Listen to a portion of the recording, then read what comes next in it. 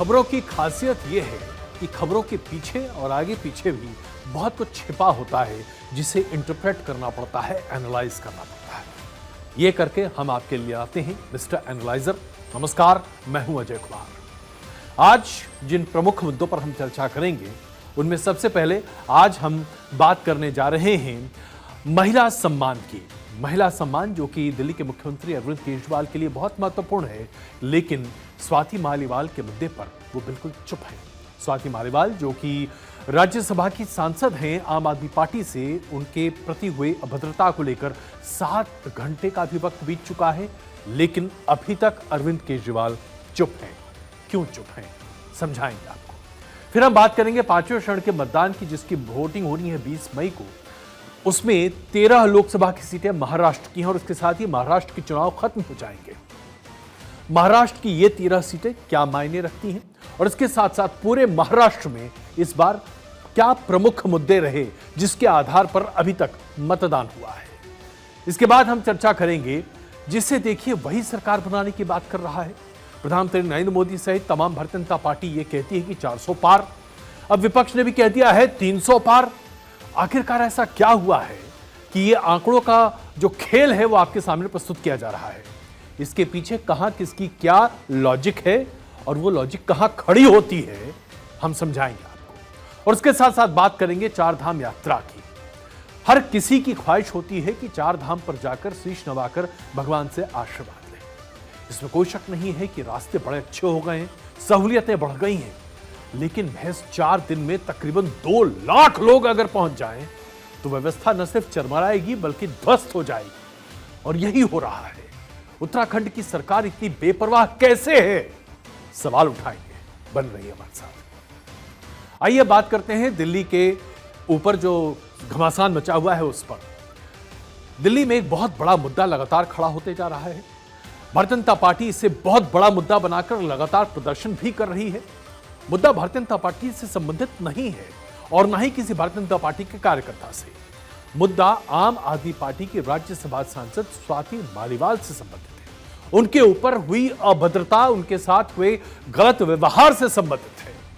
अरविंद केजरीवाल जो कि दिल्ली के मुख्यमंत्री हैं, उनकी आवाज पर हुई इस बदसलूकी की वजह से आज भारतीय जनता पार्टी इतने बड़े पैमाने पर प्रदर्शन कर रही है। ये तस्वीरें देखिए आप। ऐसा प्रदर्शन हो रहा है, लग रहा है जैसे कि भारतीय जनता पार्टी के उम्मीदवार के खिलाफ इस तरह की अवहेलना हुई है, अपमान हुआ है। लेकिन भारतीय जनता पार्टी के इस प्रदर्शन का मतलब क्या है, आप जरा इसको समझने की कोशिश कीजिए। वो इसलिए क्योंकि भारतीय जनता पार्टी आवाज उठा रही है महिला सम्मान के नाम पर। महिला सम्मान क्या कह रही है भारतीय जनता पार्टी, पहले जरा देखिए। केजरीवाल ने पहले चीफ सेक्रेटरी का पिटाई किया, वो भी एलिगेशन है। कल सुबह वो राज्यसभा सांसद को भी पिटाई किया।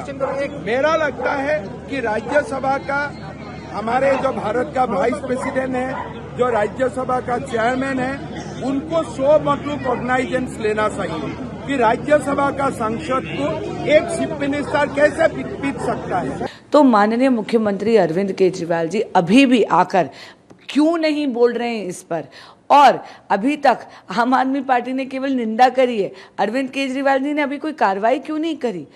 माननीय मुख्यमंत्री अरविंद केजरीवाल जी यदि अपनी ही पार्टी के कार्यकर्ता, अपनी ही पार्टी की एक महिला सांसद की सुरक्षा सुनिश्चित नहीं कर सकते अपने ही आवास पे, तो वो दिल्ली की महिलाओं की सुरक्षा क्या सुनिश्चित करेंगे। 50 घंटे हो गए इस घटना को घटे हुए।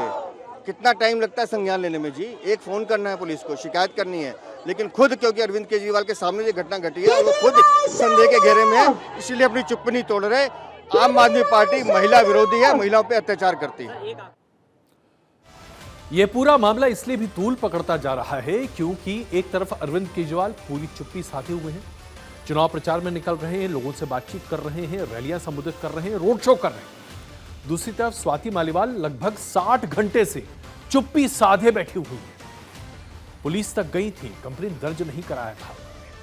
कहा था कि मैं वापस आती हूं, कंप्लेन लिखती हूं। फोन कर कहा था कि मेरे साथ मारपिटाई हुई है, लेकिन उसके बाद कंप्लेन नहीं लिखाया। और उसके बाद से पुलिस जब भी पहुंचने की कोशिश कर रही है उन तक, तो जवाब नहीं दे रही। उनकी चुप्पी जो है वो बहुत भारी पड़ रही है। ऐसे में भारतीय जनता पार्टी के दिल्ली के नेता हैं कपिल मिश्रा, जो एक जमाने में आम आदमी पार्टी के साथ हुआ करते थे अरविंद केजरीवाल जी के साथ। उन्होंने स्वाति मालीवाल जी पर जो मारपीट का मामला है उसे लेकर एक ट्वीट किया है। यह ट्वीट कई तरह के सवाल उठाता है। इस ट्वीट में लिखा गया है कि खबर है कि वो सिर्फ पिटी नहीं, उसने पलटकर मुंह पर 2 मारे हैं और उसको मारे हैं जिसने पिटाई करवाई है।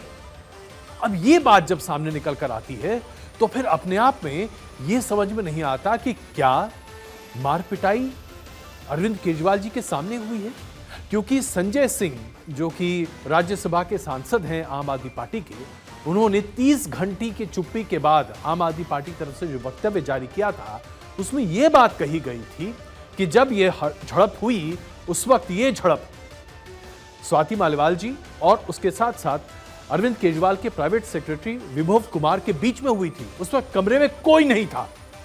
तो अब जब यह बात निकल कर आ रही है और यह बातें कह रहे हैं कपिल मिश्रा कि पलटकर पिटाई करवाने वाले को भी 2 लगाया, तो क्या अरविंद केजरीवाल जी वहां पर मौजूद थे? क्या इसकी जानकारी भारतीय जनता पार्टी के पास है? ये तमाम सवाल इसलिए उठ रहे हैं साहब क्योंकि हर कोई यहां पर चुप्पी साधे हुए है। देखिए, अभी तक जो आधिकारिक बयान आम आदमी पार्टी का है वो क्या है? अरविंद केजरीवाल जी के आवास पर स्वाति मालीवाल जी मिलने के लिए पहुंची थी, ड्राइंग रूम में इंतजार कर रही थी।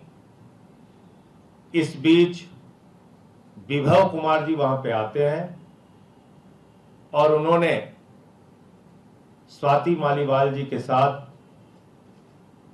बहुत बदतमीजी की, अभद्रता की। इस पूरे मामले की जानकारी 112 नंबर पे कॉल करके स्वाति मालीवाल जी ने पुलिस को दी। तो 30 घंटे के बाद, 30 घंटे की चुप्पी के बाद आम आदमी पार्टी की तरफ से यह बयान जारी किया गया था। उसके बाद से अब लगातार चुप्पी है साहब, कोई कुछ नहीं बोल रहा है। अब जब इतनी बड़ी चुप्पी है तो कई सवाल उठते हैं और देखिए, हम लोग तो पत्रकार हैं, हमें सवाल उठाने की एक तरह से आदत भी है। 13 मई की सुबह 9:34 पर 2 बार पुलिस कंट्रोल रूम को कॉल करने के बाद सिविल लाइंस पुलिस स्टेशन पर स्वाति मालीवाल जी गईं, लेकिन अभी तक पुलिस ने तमाम कोशिश की उन तक पहुंचने की।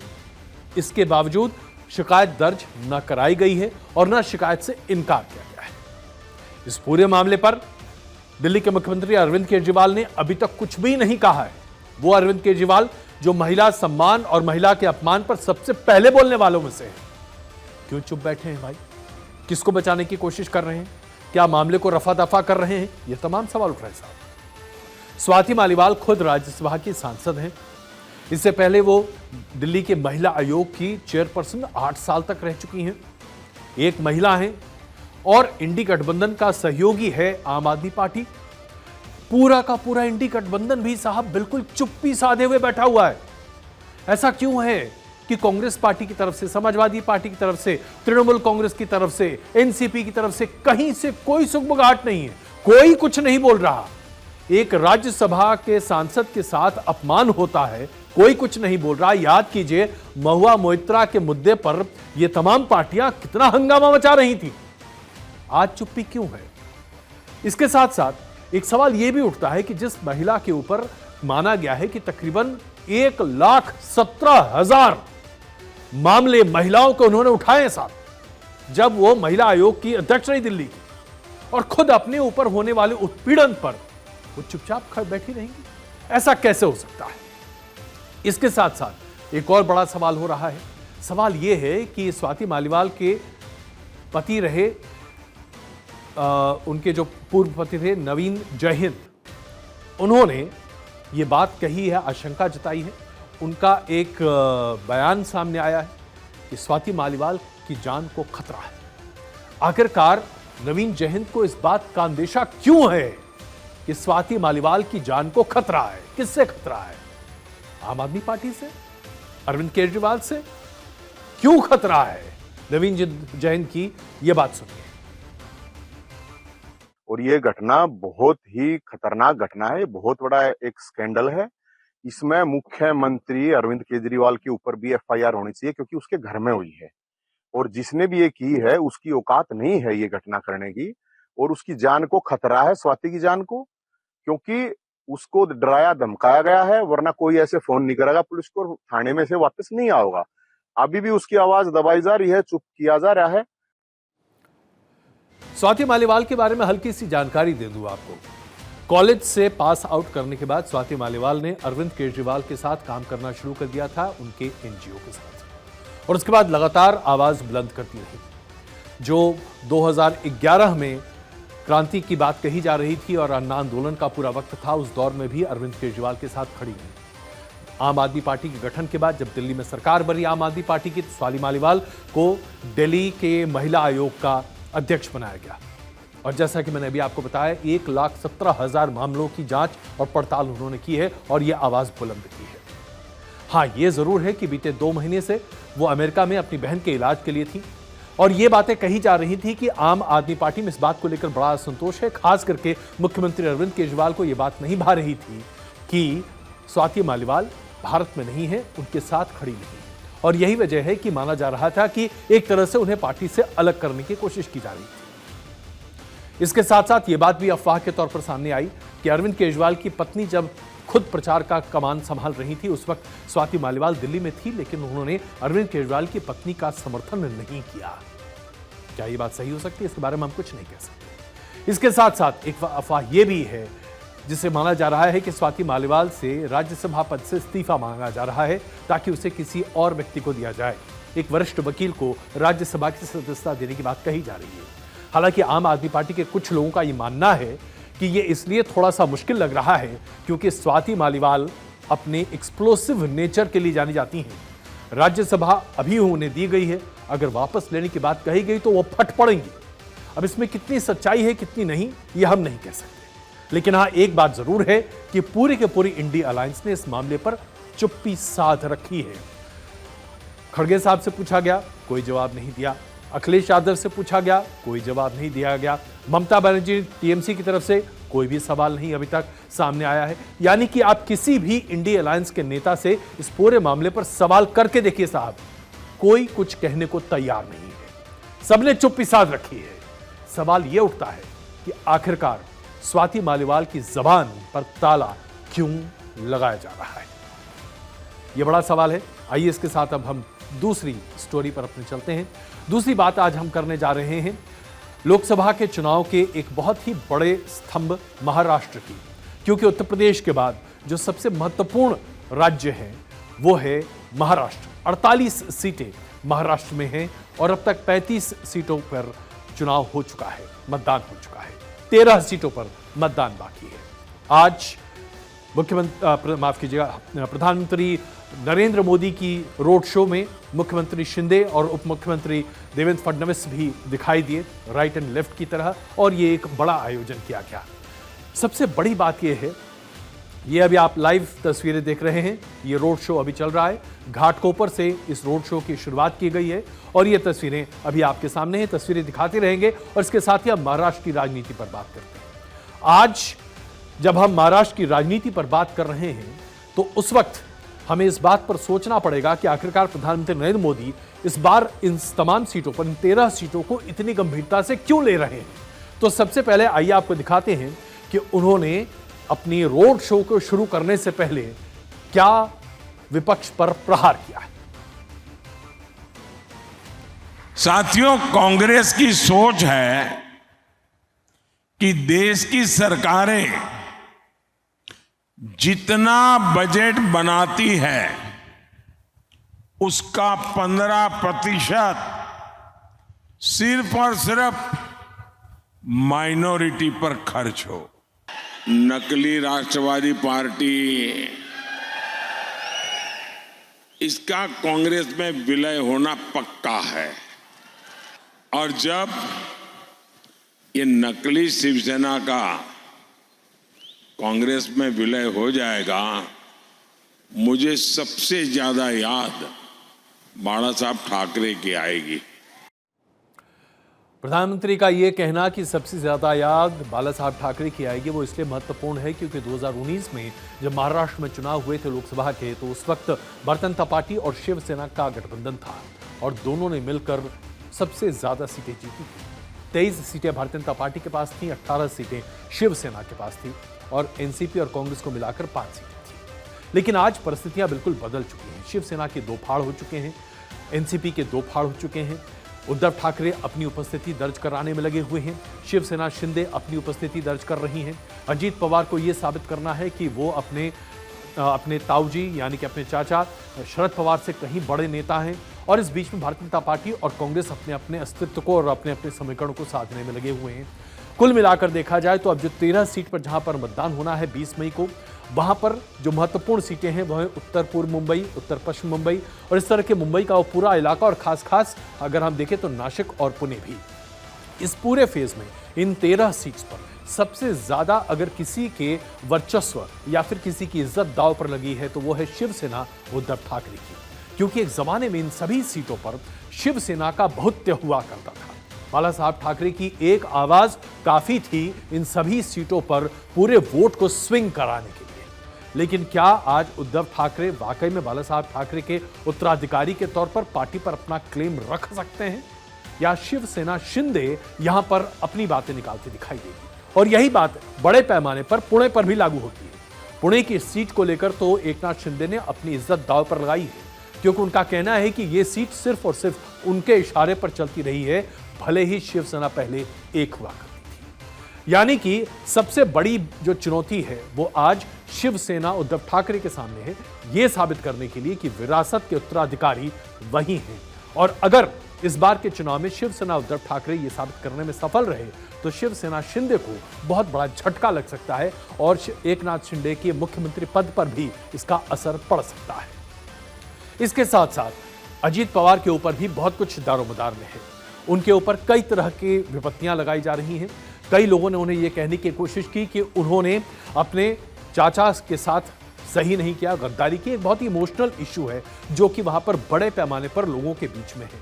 शरद पवार ने भी कोई मौका नहीं छोड़ा है यह साबित करने के लिए कि उनके परिवार का 2 फाड़ करने वाले अजीत पवार दरअसल पार्टी के साथ और उनके परिवार के साथ वो नहीं कर रहे जो किसी भी सदस्य को परिवार के करना चाहिए। हालांकि कई मौकों पर शरद पवार ने कहने की कोशिश की, यहां तक कि अजीत पवार ने भी, कि परिवार में कोई मतभेद या मनभेद नहीं है, ये सिर्फ और सिर्फ राजनीतिक मतभेद है।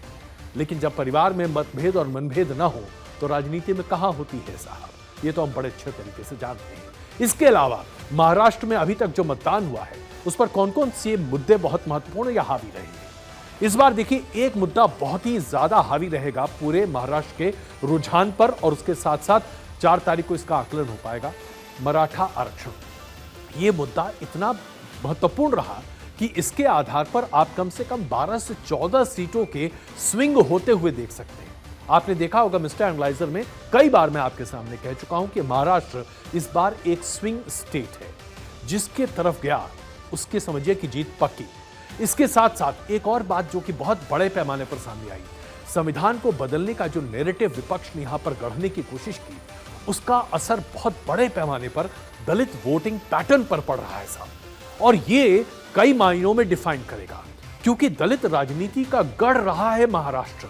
और अगर अंबेडकर की इस भूमि पर दलित वोट बैंक जरा भी डगमगाया तो भारतीय जनता पार्टी सहित एनडीए गठबंधन के लिए यह एक मुश्किल पैदा कर सकता है।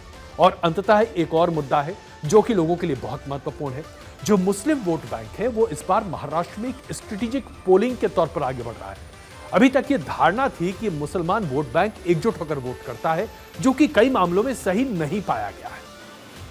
अब जो स्थिति निकल कर आ रही है महाराष्ट्र में, यहां पर मुसलमान एक बार टारगेटेड वोटिंग करने की कोशिश कर रहा है और महाराष्ट्र में 20% के आसपास मुस्लिम वोट है, कई जगहों पर कहीं बेहतर और अच्छी पोजीशन में है। ऐसे में अगर मुस्लिम वोट बैंक शिवसेना उद्धव ठाकरे के पास जाते हुए अपना वोट डालता है तो साहब ये बहुत बड़ी स्टोरी है। इसके बारे में 4 तारीख को विश्लेषण करेंगे। लेकिन एक आखिरी मुद्दा जो महाराष्ट्र के चुनाव को तय करेगा, महाराष्ट्र की जनता में इस बार बड़ी निराशा है। शिवसेना का 2 फाड़ होना, इसके साथ साथ एनसीपी का 2 फाड़ होना। महाराष्ट्र की जनता ने हमेशा एक डेफिनेटिव राजनीतिक ध्रुवी के आधार पर मतदान किया है। 2024 का चुनाव इस ध्रुवी को पूरी तरीके से कंफ्यूज कर देता है, जिसकी वजह से इस बार मतदाता भी कंफ्यूज्ड है, पॉलिटिकल एनालिस्ट भी कंफ्यूज्ड है, मैं खुद भी कंफ्यूज्ड हूं। लेकिन इतना मैं कह सकता हूं कि महाराष्ट्र में इस बार जो कुछ होगा वो बताएगा कि देश की दशा और दिशा क्या होने जा रही है। आइए अपनी तीसरी स्टोरी की तरफ रुख करते हैं। लोकसभा का चुनाव शुरू हो इससे ठीक पहले याद कीजिए वो वक्त जब लोकसभा में राष्ट्रपति के अभिभाषण के धन्यवाद प्रस्ताव को सामने रखते हुए प्रधानमंत्री नरेंद्र मोदी ने क्या कॉल दिया था साहब। प्रधानमंत्री नरेंद्र मोदी ने कहा था कि भारतीय जनता पार्टी अपने दम पर 370 सीटें जीतेगी और एनडीए 400 पार। आइए आपको पहले सुनाते हैं कि प्रधानमंत्री ने कहा क्या था। चलिए, ऐसा लगता है कि उनकी बाइट निकालने में थोड़ी देर हो गई हमारे प्रोड्यूसर साहब को, इसलिए आज वो बाइट हम आपको नहीं दिखा रहे, लेकिन उन्होंने कहा था, ये कॉल दिया था। और अब 4 फेज का मतदान पूरा हो चुका है। 5वें फेज के मतदान की तैयारियां पार्टियां कर चुकी हैं और एक तरह से गेम अब लगभग सेट होता हुआ दिखाई दे रहा है। ऐसे में अब कहां कौन क्या दावे कर रहा है, पहले ये सामने रखते हैं, फिर उसके बाद विश्लेषण करते हैं। एनडीए ने एक बार फिर से पहले फेज के मतदान के बाद से चौथे फेज के मतदान के बाद से, यानी बीच में थोड़ा सा गैप रहा, एनडीए ने अब कहना शुरू कर दिया है 400 पार। बीजेपी स्पष्ट तौर से कहती। दूसरी तरफ ममता बनर्जी कहती हैं कि इंडिया गठबंधन को 315 पार। अखिलेश यादव का आज एक सनसनीखेज बयान आया। उन्होंने कहा कि उत्तर प्रदेश में 80 सीटों में से 79 इंडिया अलायंस। राहुल गांधी डंके की चोट पर कह रहे हैं साहब, हर जनसभा में सरकार बनेगी तो इंडिया अलायंस की, कांग्रेस की सीटें जबरदस्त आ रही। आखिरकार हो क्या रहा है? तो आइए इसको डिकोड करते हैं। 543 सीट्स हैं टोटल लोकसभा में, 379 पर वोटिंग हो चुकी है, यानी कि लगभग 2/3 सीट्स पर वोटिंग हो चुकी है। केंद्रीय मंत्री गृह मंत्री अमित शाह जी का कहना है कि 4 चरण के जो मतदान हुए हैं, यानी कि 379 सीट्स के मतदान के बाद भारतीय जनता पार्टी 270 सीट जीत चुकी है और 400 पार का लक्ष्य पूरा होने जा रहा है। आइए आपको दिखाते हैं उन्होंने क्या कहा।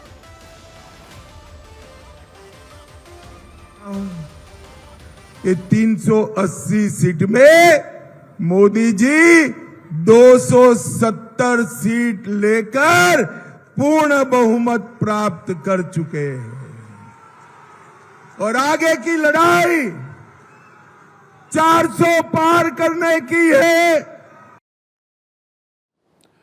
तो अमित शाह जी का पूरा भरोसा है कि 270 सीटें भारतीय जनता पार्टी जीत चुकी है, आगे की लड़ाई अब 400 पार करने की है। आखिरकार यह विश्वास कहां से आ रहा है? तो इसके लिए हमने कुछ डेटा आपके लिए निकाला है। हम आपको 2019 और 2024 के डेटा का कुछ आकलन आपके सामने कर रहे हैं। देखिए, ये जो वोटिंग परसेंटेज है उसके आधार पर डेटा निकल रहा है। 2019 में पहले चरण में 70.91% वोट परसेंटेज था, 2024 में 66%, दूसरे में 71%, 2024 में 66%, तीसरे दौर के मतदान में 67% और 2024 में 64%। लेकिन चौथे चरण के मतदान में साहब 69% पोलिंग 2019 में हुई और 2024 में 69.16%, यानी कि 2019 से भी ज्यादा यहां पर पोलिंग हुई है। यानी कि अगर आप हर चरण के आधार पर अंतर को देखें तो चीजें स्पष्ट हो जाती हैं। जैसे कि मैं आपको बताता हूं, 2019 और 2024 के वोट परसेंटेज को कंपेयर कीजिए तो पहले चरण में -4.77%, दूसरे चरण में -4.60%, तीसरे चरण में यह घट गया -2.86% और चौथे चरण में मतदान प्रतिशत 2024 में +0.04% है। यानी कि मतदान प्रतिशत बढ़ने लगा है, ठीक वैसे ही जैसे 2019 में तीसरे दौर के मतदान के बाद से मतदान प्रतिशत बढ़ने लगा था। और इस बार अगर आप देखें तो कुल मिलाकर जो मतदान प्रतिशत है वो लगभग वहीं तक पहुंचता दिखाई देगा। इसके साथ साथ एक और बहुत ही महत्वपूर्ण बात है जो कि आपके सामने रखना आवश्यक है। क्या आप जानते हैं कि इस बार जो पोल परसेंटेज है उसके साथ साथ जो नंबर ऑफ पीपल पोल्ड है वो अपने आप में बहुत ज्यादा है। जी हां, दूसरे चरण के मतदान तक 2019 के मुकाबले 2024 में 8.5 लाख लोगों ने ज्यादा मतदान किया था। चौथे चरण तक यह आंकड़ा तकरीबन 25 लाख तक पहुंच गया है साहब। 25 लाख मतदाताओं ने ज्यादा मतदान किया है 2019 के मुकाबले। यही वजह है कि इस बढ़ते हुए मत प्रतिशत को देखते हुए और 2019 के वोटिंग ट्रेंड को देखते हुए, क्योंकि 2019 में चौथे चरण के मतदान के बाद जो आंकड़े निकल कर आए, जब आकलन हुआ उसके आधार पर 2019 में चौथे चरण के मतदान के बाद भारतीय जनता पार्टी 270 क्रॉस कर चुकी थी। यही वजह है कि आज अमित शाह और भारतीय जनता पार्टी ये मान रहे हैं कि भारतीय जनता पार्टी 270 क्रॉस कर चुकी है। अब आते हैं दूसरी तरफ पश्चिम बंगाल के मुख्यमंत्री ममता बनर्जी, अखिलेश यादव, ये तमाम लोग अपनी अपनी डफली बजा रहे हैं, अपना अपना राग सामने प्रस्तुत कर रहे हैं। आइए इनकी वाणी भी देख लें। তাতে 195 থেকে 200-র মধ্যে বিজেপি বড় জোর হলে থাকতে পারে, আর ইন্ডিয়া জোট পাবে 295 থেকে 315। क्या जनता का समर्थन इंडिया गठबंधन समाजवादी पार्टी के साथ है? जो लोग मनमर्जी हैं, जो अपनी बात मन की बात कह रहे हैं, उसको इस बार जनता, जो भारतीय जनता पार्टी गैंग है, उसको 140 करोड़ की जनता 140 सीटों पर रोक देगी।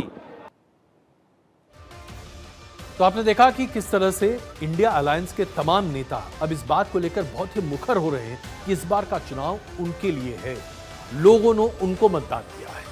अब देखिए, आकलन अलग अलग हो सकता है, आंकड़े अलग अलग हो सकते हैं, लेकिन अभी तक जो स्थिति निकल कर आ रही है, जो अभी तक पिछले 10 साल में हम देखते आ रहे हैं, जैसे जैसे पोल परसेंटेज बढ़ता है और उसके साथ साथ महिलाओं का मतदान बढ़ता है, फायदा आमतौर पर भारतीय जनता पार्टी को होता दिखाई देता है। बीते 10 साल का ये रुझान है। इसके पहले का ये मानना था कि जब जब मतदान प्रतिशत बढ़ता था तो जो मौजूदा सरकार होती थी उसके खिलाफ मतदान प्रतिशत बढ़ता था, एंटी इनकम्बेंसी वोट बढ़ता था। लेकिन बीते 10 साल का ये पैटर्न बिल्कुल अलग है। अब जबकि मतदान प्रतिशत जो कि घटा हुआ पहले दिख रहा था 3% के आसपास, अब 2019 के मुकाबले बढ़ता हुआ दिखाई दे रहा है और हो सकता है कि 2019 के आसपास आकर सेटल करे और नंबर ऑफ पीपल जो है जो वोट दे रहे हैं वो बढ़ रहा है। तो इसमें कुछ बातें स्पष्ट है। सबसे पहले, कार्डर based party Bharatiya Janata party है।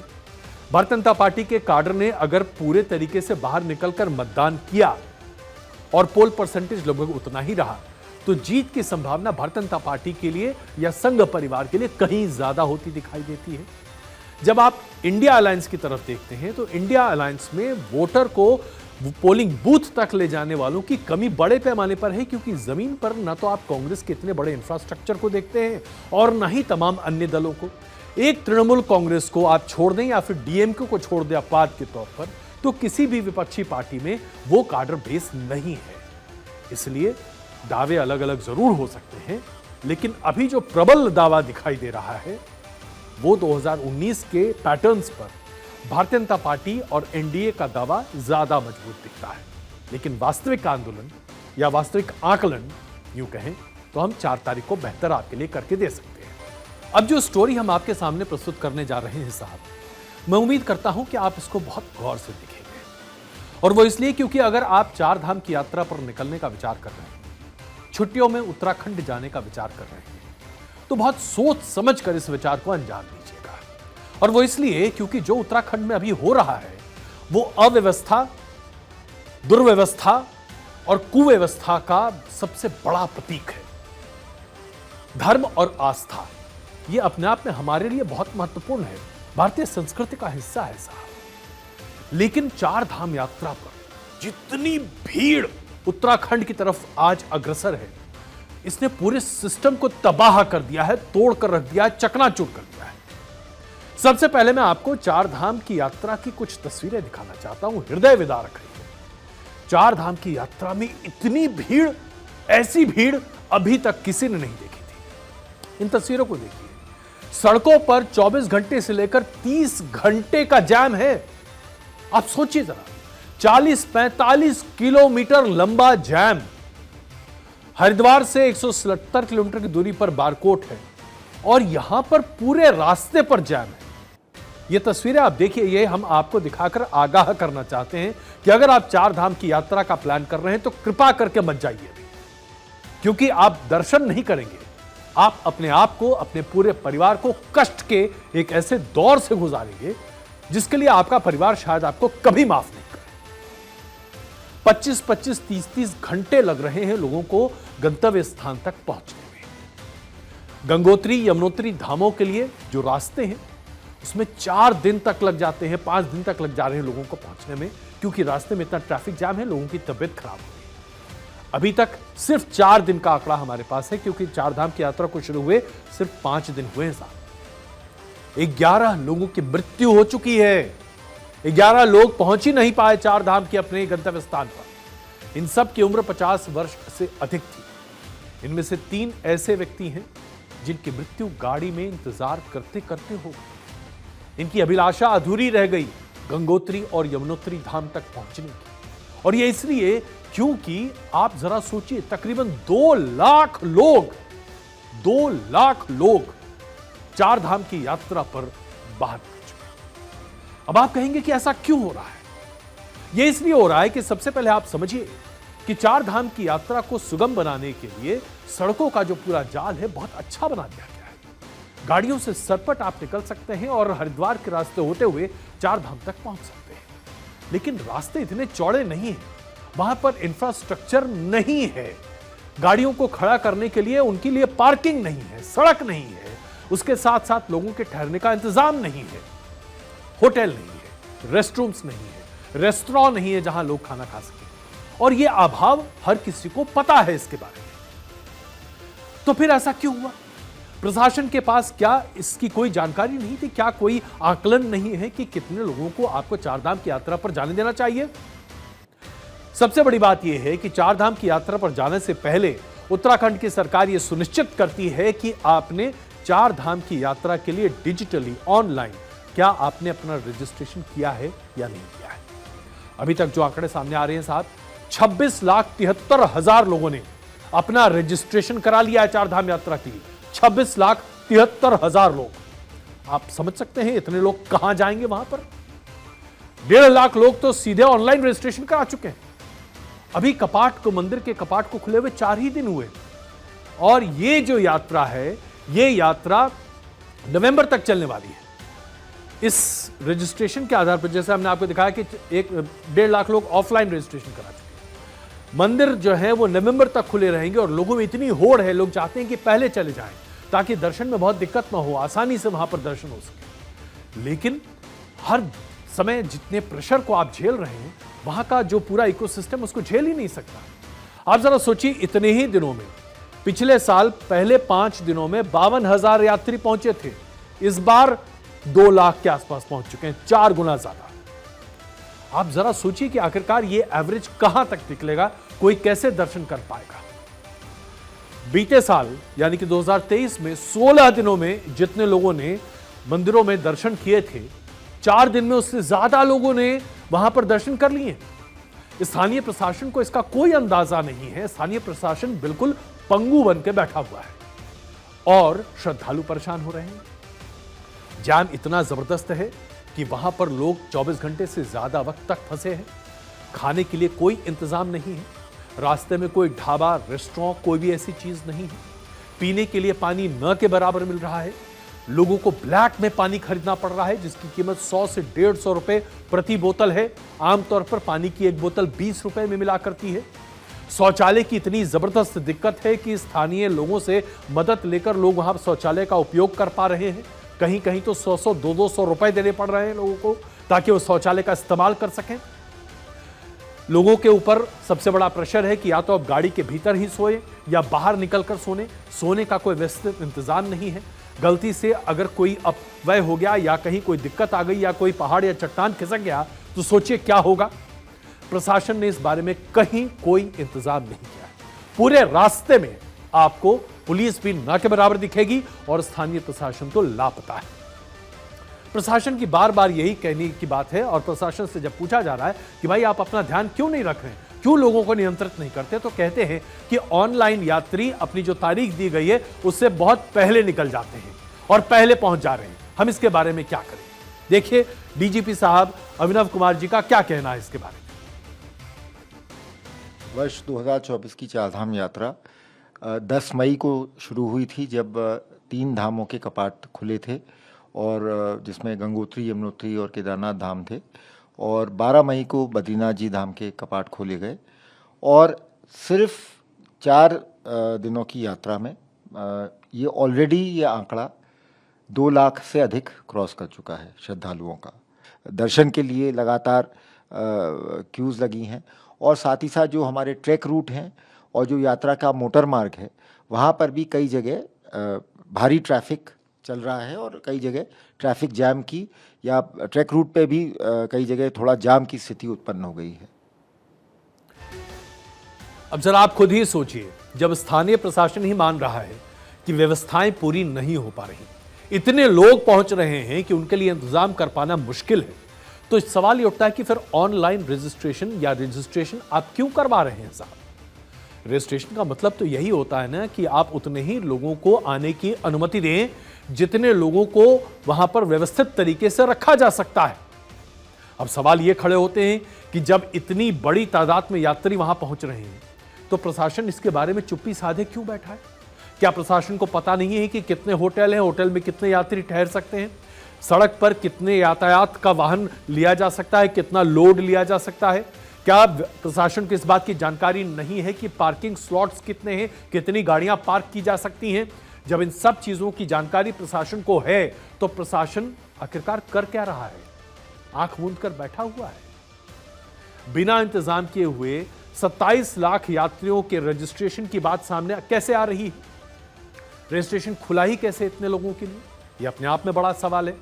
भाई अगर जिसको चाहे वो रजिस्ट्रेशन कर ले और गाड़ी उठाए और दंदलाता हुआ उत्तराखंड पहुंच जाए तो उसके बाद आप क्या कर लेंगे? किसको रोक लेंगे? ज्यादा यात्री आ रहे हैं तो पोर्टल बंद कीजिए। इसके बारे में कोई बातचीत क्यों नहीं हो रही है? व्यवस्था नहीं है, सुविधाएं नहीं है और कहा जा रहा है कि यात्री बहुत ज्यादा आ रहे हैं इसलिए हम कुछ नहीं कर सकते। अब मैं इसका एक कंपैरिजन आपके सामने रखना चाहूंगा। जरा बताइए, हमारे ही देश में हम जम्मू कश्मीर में अमरनाथ यात्रा हर साल आयोजित करते हैं, या फिर आप हिमाचल प्रदेश का एग्जाम्पल ले लीजिए जहां पर अटल टनल है। उस टनल से जितनी गाड़ियां निकलती हैं या जाती हैं उसके लिए भी पूरा एक प्रोसेस है। सबसे पहले मैं आपको अमरनाथ की बात बताता हूं। अमरनाथ यात्रा के लिए अमरनाथ श्राइन बोर्ड एडवाइजरी जारी करता है। अमरनाथ श्राइन बोर्ड का जो मैनेजमेंट है वो यात्रियों के स्वास्थ्य के लिए निर्देश जारी करता है। गुफा में जाने के 2 रास्ते हैं, पहलगाम और बालटाल।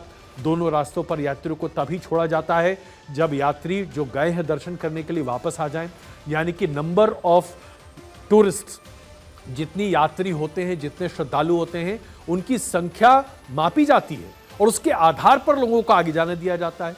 यह बात उत्तराखंड में क्यों नहीं हो रही है साहब? यहां पर गाड़ियों की संख्या पर नियंत्रण क्यों नहीं है? गाड़ी में कितने यात्री जा रहे हैं इसके बारे में कोई जांच क्यों नहीं है?